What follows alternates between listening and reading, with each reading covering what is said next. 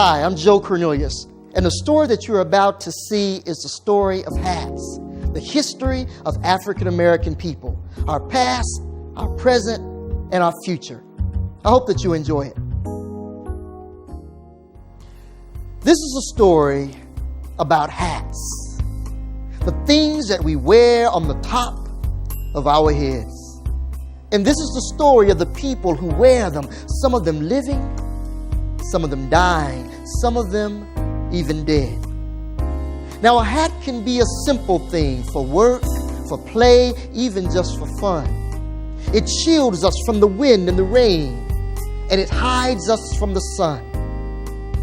But to the people of long ago, a hat was something more, for it represented the stories of now and gone before.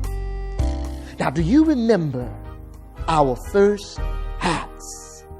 The hats of kings and queens, full of color and pride and glory, beauty and hopes and dreams.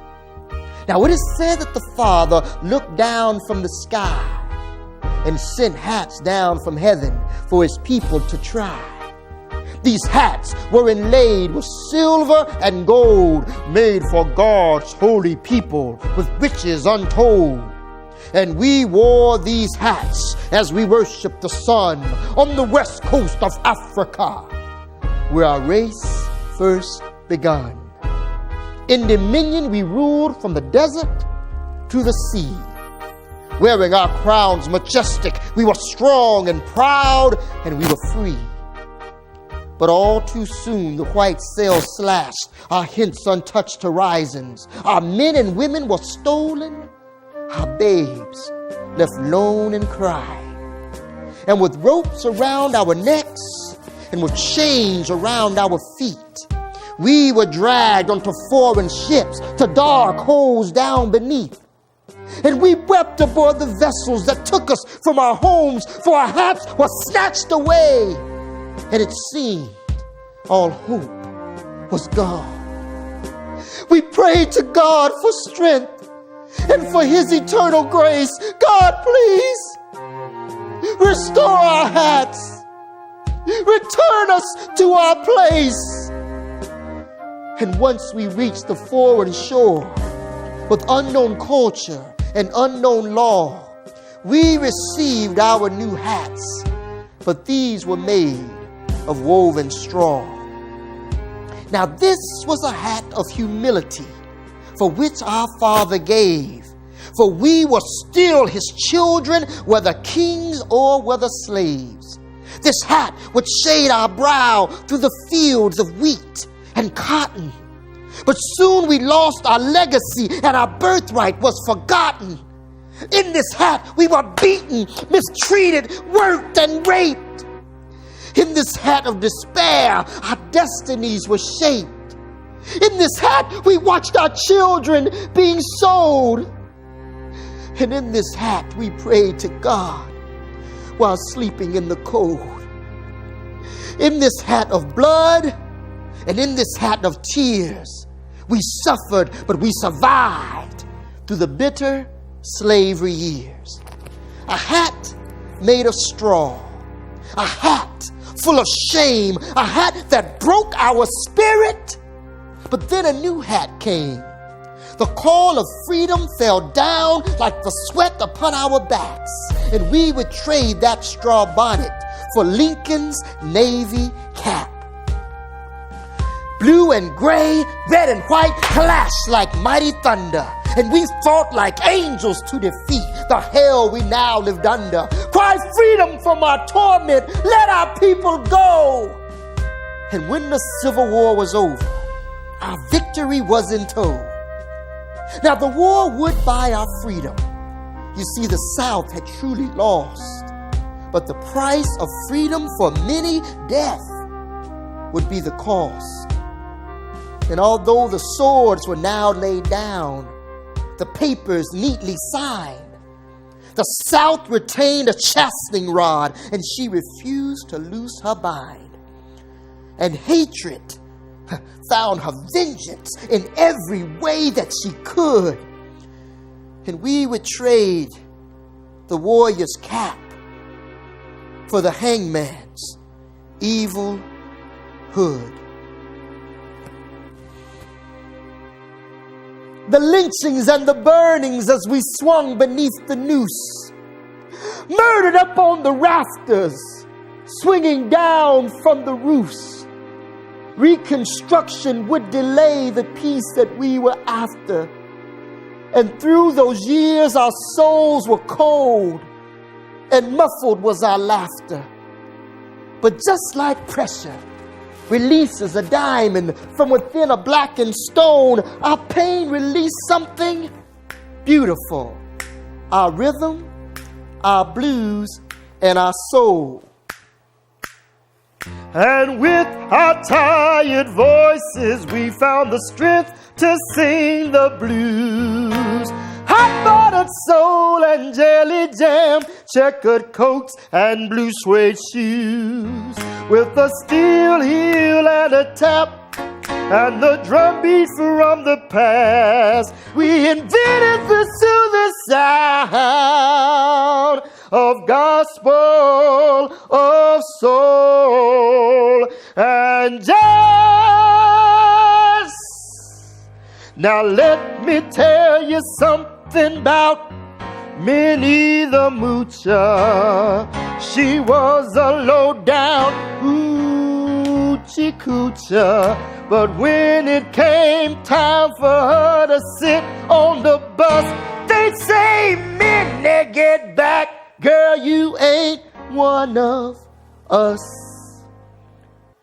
You see, we could stand at the doors, we could wash all the floors, we could march in the army, we could die in the wars, we could run like Jesse Owens, we could fight like Joe Louis.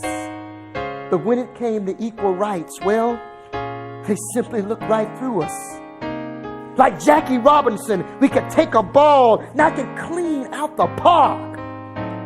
But still we had no freedom. Our skin was just too dark.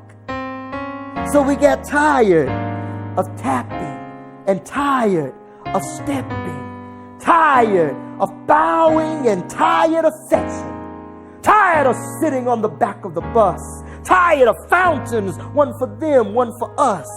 So we shook off the blues and we took off the cap and we traded that derby for a new marching hat. Now these hats would march through the streets of the South, demanding our freedom through the non-violent route. Now these hats would stand for the right to sit in. These hats were sent to jail until justice could win. These were hats for the boycotts, the protests, and the bombs. These hats, they would shield us from all hurt and harm. These hats we would wear with pride till that day the drum major was shot.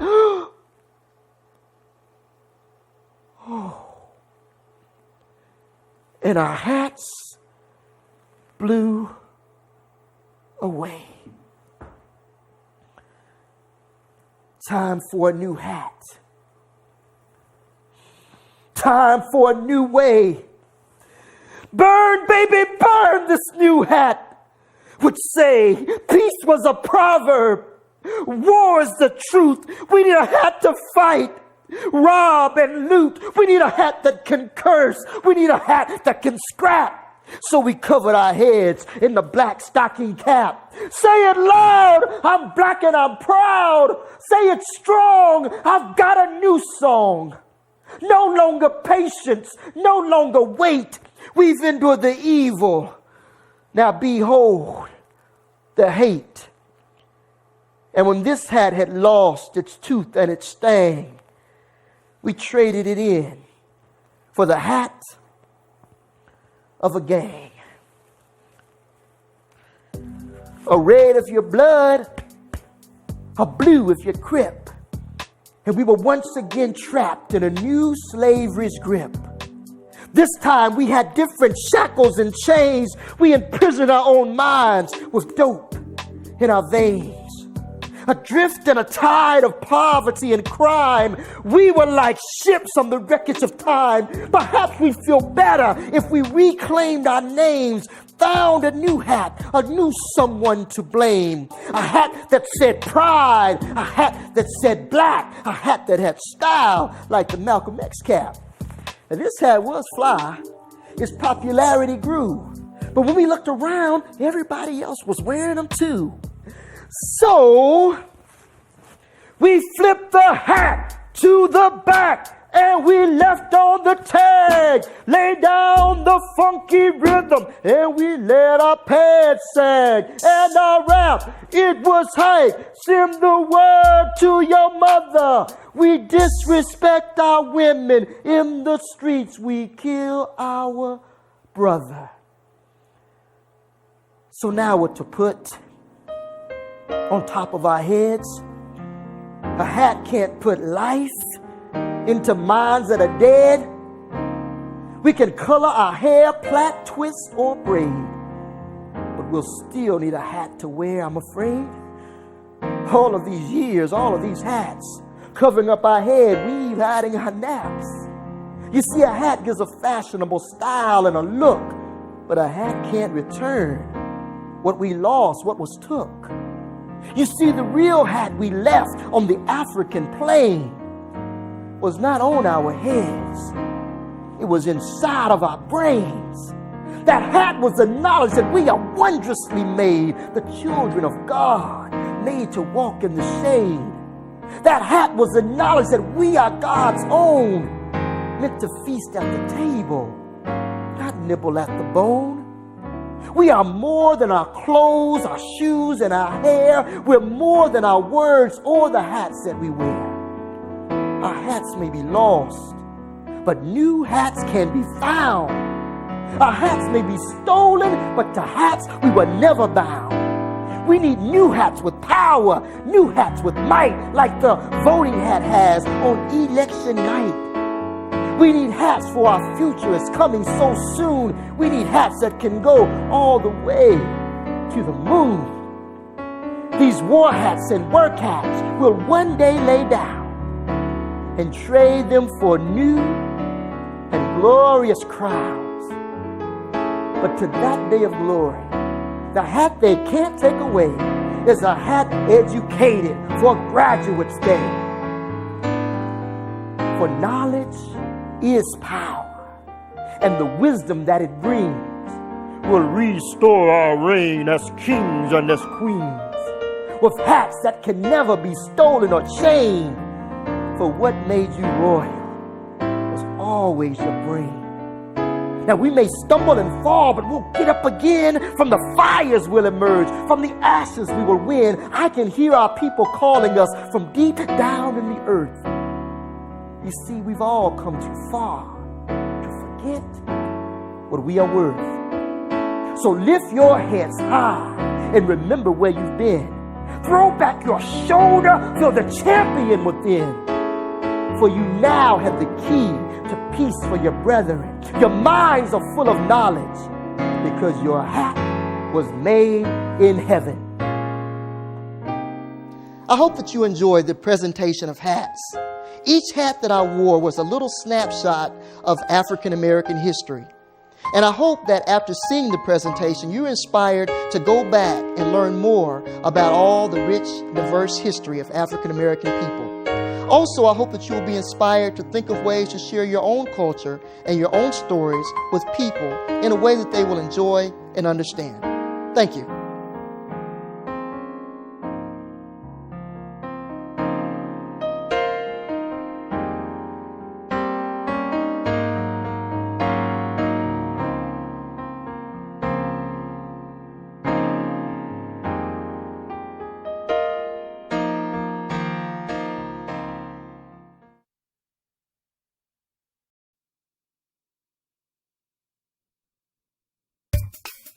Here are some lesson plan ideas for hats, the history of African American culture. Ask students to create an African American timeline. Divide students into teams and assign each team a period to research. Good time spans might include 1700 to 1800, 1800 to 1849, 1850 to 1879, 1880 to 1900, 1901 to 1925, 1925 to 1950, 1951 to 1975, and 1975 to present. Using a long piece of bulletin board paper, students could then draw pictures, cut out pictures from magazines, or download pictures from the internet to illustrate their time period on their part of the paper. Hang the completed timeline on the wall as a visual aid while studying American history all year long. Before watching this presentation of hats, ask students to look for the use of metaphors, similes, onomatopoeias, symbolism, rhythm, and rhyme. Afterward, discuss specific examples of each. Lead students in discussions about the African diaspora, slavery, emancipation, Reconstruction, Jim Crow, the Harlem Renaissance, civil rights, black nationalism, segregation, and integration. One great way to do this is through a World Wide Web scavenger hunt. Provide students with a list of websites for each of the listed historical terms that students must access in order to uncover a definition or fact. Assign each student to write a poem that tells the story of his or her personal ancestry. Ask them to include all events that he or she views as significant in bringing them to their current condition in history.